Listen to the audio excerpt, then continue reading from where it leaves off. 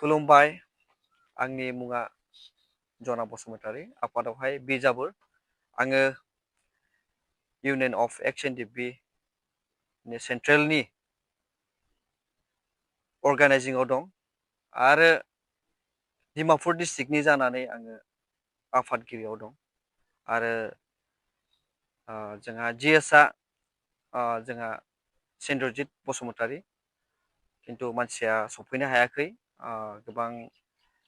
गावनि बेरामनि थाखाय एसे प्रब्लेम जानायखाय मानसिया सफैनो हायाखै होमबाबो जोंनो बेयाव रायज्लायनोसै होननानै बुंनायखाय जों रायज्लायलायनाय जादों दा बेखौनो बुंनो सानो जे जोंनि मार्च महिनानि जिथु 3 तारिखआवहाय इउनियन अफ एक्स एनडिपि जिथु सेन्ट्रेल कमिटियाव दाफुंना लानाय बेवहाय जोंबो हेफाजाब दं डिमापुरनिफ्राय आरो जोङो दिनैनि दिनाव जोङो दाना लानो हानाय जाबाय जोंनि इउनियन अफ एक्स एनडिपिखौ दिनैनि दिनाव जों दाबाय दानायजों लोगोसे जोंनि जिथु मावलांनांगौ खामानि जोङो लासै लासैनो मावलांनो थाखाय जोङो थिरांथा लाबाय जोंनि गोबां बेवहाय मोननांगौ जिथु मोननांगौफोरखौ मोनफुंनो हायाखै गोबां मानसियानो थालांदों आरो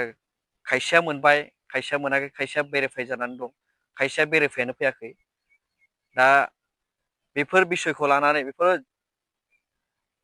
माखौ लानानैहाय दिनै जोङो इउनियन अफ एक्स एनडिपिजों जोङो गोरोबलायनानै जोङो मावलांनो होननानै जोङो दा आगान सुरबाय दा बेखायनो जोंहा सेन्ट्रेलनिफ्राय जोंहा सेन्ट्रेलनि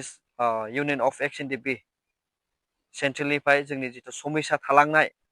बेखौ मावफुंना होगोन होननानै जोङो आसा खालामना दं जों डिमापुरनि जानानै सारमोननिसिम रिकुवेस्ट खालामनानै जोंनि जिथु जेंना थालांनाय जोंनि जिथु जेंना जेंसिखौहाय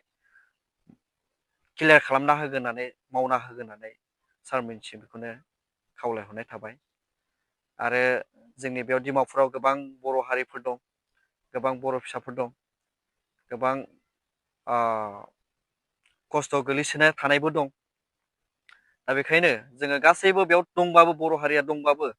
भटार लिस्टआ गासैबो आसामाव गोजा सोरबा बिटिसिआव दं सोरबा नन बिटिसिआव दं बेवहाय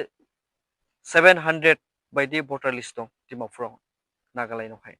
कहिमानिफ्राय लानानै डिमापुरनिफ्राय लानानै भटार लिस्ट गोनाङा दा जोंनि बिटिसिआवहाय 300सो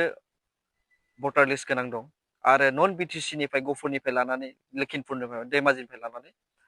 400सो भटार लिस्ट दं दा बिसोरजों गोबां जों सावरायलायनायनि गेजेरजों जोङो फोरमायदों जोंनि मावलांनांगौ हाबा जिथु जोंनि खामानि दं बेखौ जों साक्सेसफुल खालामलांनो थाखाय जोङो गोबां रायजो राजाफोरजों सावरायलायदों सावरायलायनायनि गेजेरजों गोबां बिसोरबो गनायलायनाय जादों दा बेखायनो जोङो बिटिसिआवहाय जोंनि हाग्रामा महिलारि सारनोनो जोङो भटखौ होगोन होननानै जों थिरांथा लाबाय बिपिएफ सरकारखौनो जों सापर्ट खालामगोन होननानै जों थिरांथा लाबाय आरो जिथु नन बिटिसिआव थानाय बिजेपि सरकार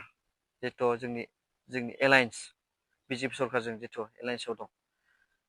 बे हिसाबै जोङो बिजेपि सरकारखौ जोङो जेरैबाबो होनांगौ बिजेपि सरकारखौ जेरैबाबो फैहोनांगौ जिथु जोंनि थालांनाय जिथु आद्रा जिथु खामानि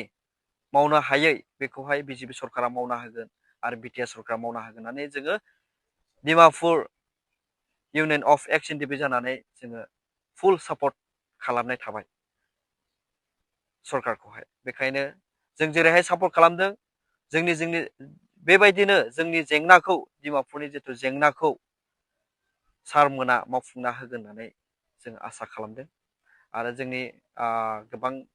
हामबाय होनांगौ जोंहा गलाघाट डिस्ट्रिक्टनि खोलो खोलो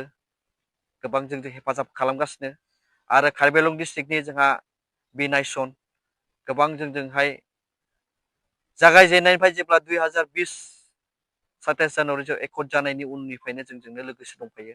जोंजोंनो हेफाजाब खालामफैगासिनो जोंजोंनो सापर्ट खालामफैगासिनो दा बेखायनो बिसोरखौबो हामबाय होदों आरो जोंनि सेन्ट्रेल कमिटियाव जायफ्रा बिबानगिरिफोर दं बिसोरखौबो हामबाय होदों मोजां खामानि मावलांनो थाखाय मोजां जोंनि फारसे नायलांनो थाखाय आं बिसोरनि सिगाङावबो रिकुवेस्ट खालामदों जोंनि समयसाखौ नायना होगोन होननानै खावलायनाय थाबाय आरो जोंनि बे दा दिनैहाय जे डिमापुराव जे जोंनि एक्स एन डि पि फ्रा मोजाङैनो जयैनो रावजोंबो एना एनि जायालाफानो मोजाङैनो खौसेयैनो जोङो खामानिखौ मावलांनो हानाय बायदि जोङो हाजासे नाजागासिनो जयैनो जों मावगोन आरो बि टि सि सरकारजों जोङो लोगो जानानैहाय जोङो हाजासे डिमापुरनिफ्राय जोङो बि टि सि सरकारखौ जोङो सापर्ट खालामनाय दं आरो जोङो सापर्ट खालामबाय थागोन बेबायदिनो जोङो जिथु मावनांगौ खामानिखौ जोङो मावलांबाय थागोन आरो जोंखौ सरकाराबो जोंखौहाय नायहरगोन होननानै आसा खालामनाय थाबाय बेनो जोंनि बुंनांगौआ बिसोरनोसै